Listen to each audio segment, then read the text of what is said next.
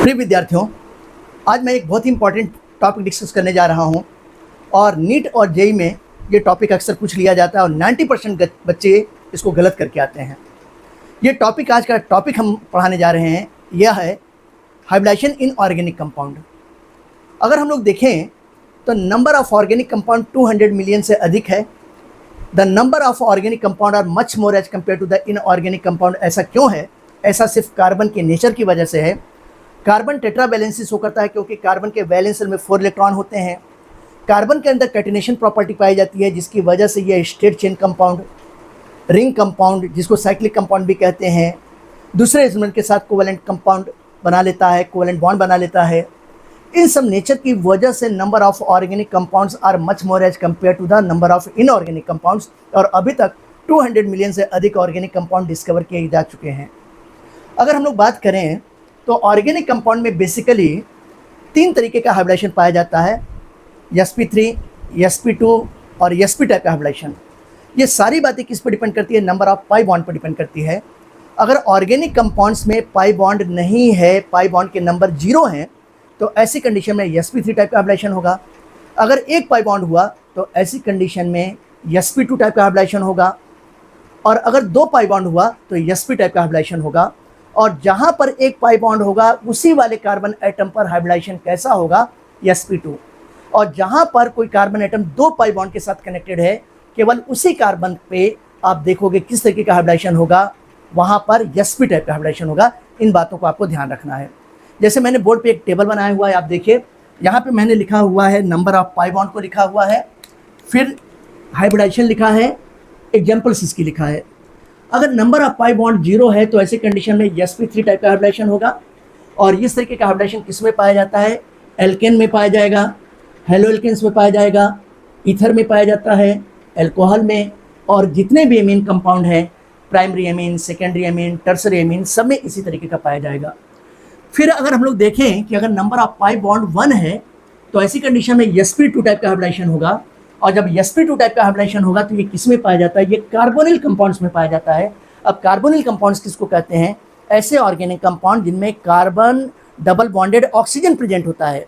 Oxygen carbon के साथ double bond से प्रेजेंट होगा, उसको कहते हैं कार्बोनिल ग्रुप। अब ये किस में प्रेजेंट होता है? जैसे आप देखो एल्डिहाइड में, कीटोन में, एमाइड में, कार्बोक्सिलिक एसिड कंपाउंड्स में, एस्टर्स में, कार्बोनिल हैलाइड कंपाउंड्स, ये सब जितने भी कंपाउंड्स हैं इन सब में प्रेजेंट होगा। और साथ ही साथ होता है एल्कीन के ऐसे मॉलिक्यूल जहां पर कार्बन कार्बन के बीच में डबल बॉन्ड है, यानी कि एक पाई बॉन्ड है और एक सिग्मा बॉन्ड होगा उस जगह पर।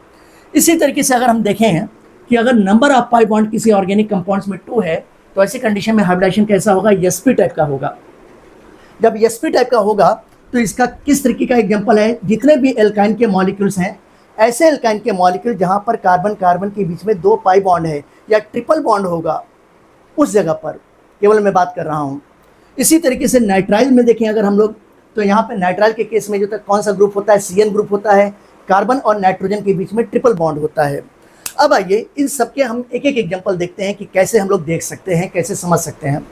जैसे अगर मुझे यहाँ पर sp3 टाइप के हाइब्रिडाइजेशन की बात करनी है तो sp3 टाइप के हाइब्रिडाइजेशन में जैसे मान लीजिए कि मैंने जो था मेथिल क्लोराइड C2H5Cl जो तो बनाया है।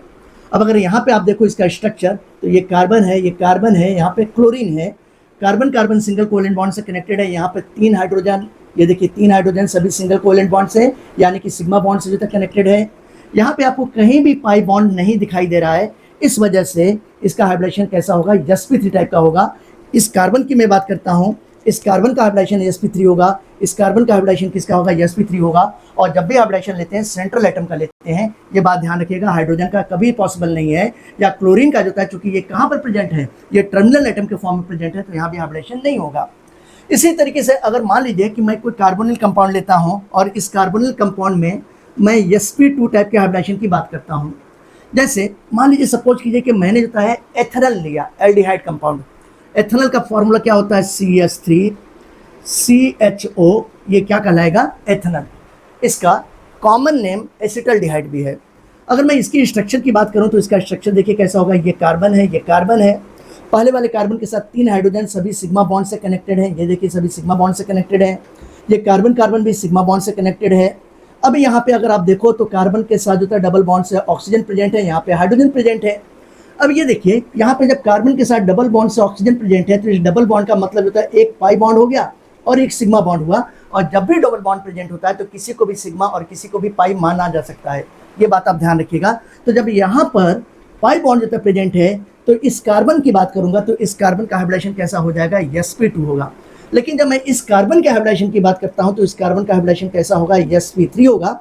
क्यों sp3 होगा, क्योंकि ये कार्बन कहीं भी जो है पाई बॉन्ड से कनेक्टेड नहीं है, इस बात को आप ध्यान रखिएगा। इसी तरीके से अगर मैं यहाँ पे बात करता हूँ sp टाइप के हाइब्रिडाइजेशन की बात करता हूँ तो sp टाइप के हाइब्रिडाइजेशन में आप क्या देखेंगे, जैसे एक कोई भी मॉलिक्यूल मैंने ले लिया, मान लेता हूँ कि इथेन नाइट्राइल ले लिया। यहाँ पर हम लोग डिस्कस करने जा रहे हैं sp टाइप का।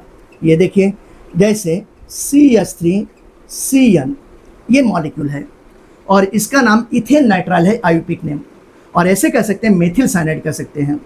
अब अगर हम लोग इसका स्ट्रक्चर बनाते हैं तो आइए देखिए इसका स्ट्रक्चर बनाते हैं। ये कार्बन है, ये कार्बन है। अब ये कार्बन के साथ जो था 3 हाइड्रोजन है तो ये एक हाइड्रोजन एक हाइड्रोजन एक हाइड्रोजन हो गया। ये carbon carbon single covalent bond से कनेक्टेड है। इस कार्बन के साथ नाइट्रोजन प्रेजेंट है, ये नाइट्रोजन हो गया। कार्बन नाइट्रोजन के बीच में ट्रिपल कोवेलेंट बॉन्ड है, ये देखिए ट्रिपल कोवेलेंट बॉन्ड हो गया। जब यहाँ पे ट्रिपल कोवेलेंट बॉन्ड हुआ तो यहाँ पे सबसे ऊपर और सबसे नीचे वाला पाई बॉन्ड होगा और मिडिल वाला जो है क्या होगा, सिग्मा बॉन्ड होगा। ये बात आप ध्यान रखिएगा, जब भी ट्रिपल बॉन्ड होता है तो सबसे ऊपर और सबसे नीचे वाला पाई बॉन्ड और मिडिल वाले बॉन्ड को सिग्मा बॉन्ड लेते हैं। यहाँ पे फ्लेक्सिबिलिटी नहीं है कि किसी को भी सिग्मा किसी को भी पाई मान ले, ये बात आप ध्यान रखिएगा, ये फिक्स होता है। अब अगर इसमें हम लोग देखें तो ये कार्बन देखिए डायरेक्टली 2 पाई बॉन्ड से कनेक्टेड है, तो ऐसी कंडीशंस में इस कार्बन का हाइब्रिडाइजेशन कैसा हो जाएगा, इस कार्बन का हाइब्रिडाइजेशन sp टाइप का होगा। लेकिन जब मैं इस कार्बन की बात करता हूं तो ये कार्बन कहीं भी जो तक पाई बॉन्ड से कनेक्टेड नहीं है, नंबर ऑफ पाई बॉन्ड इसके साथ 0 है, तो इस कार्बन का हाइब्रिडाइजेशन कैसा होगा, ये sp3 टाइप का हाइब्रिडाइजेशन होगा।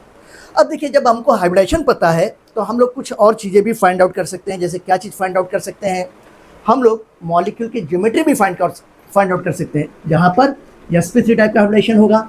यहाँ पर शेप आप देखोगे कि कैसा होगा, टेट्राहेड्रल होगा।